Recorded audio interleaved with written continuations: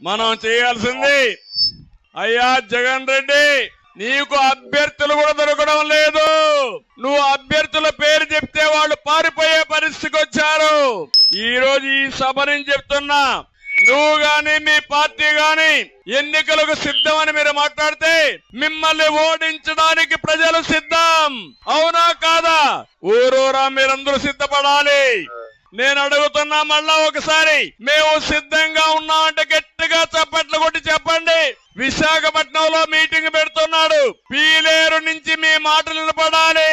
మేము సిద్ధం అని గట్టిగా చప్పట్లు కొట్టండి. మరొకసారి, మిమ్మల్ని ఇంటికి పంపడానికి అన్నదాతలు సిద్ధం, మిమ్మల్ని తరిమి కొట్టడానికి కసితో యువత సిద్ధంగా ఉన్నారు. నీ అధికార హంభావాన్ని దించడానికి ప్రభుత్వ ఉద్యోగులు కూడా సిద్ధంగా ఉన్నారు. ఎన్నికల అనంతరం వైఎస్ఆర్ కాంగ్రెస్ జెండా పీకేయడం ఖాయం. అవునా కాదా? వైఎస్ఆర్ పార్టీ అవసరమా తమ్ముళ్ళు అని మిమ్మల్ని అడుగుతున్నా. ఈ రాష్ట్రాన్ని నాశనం చేసిన పార్టీ మనకు అవసరమా అని మిమ్మల్ని అడుగుతున్నా.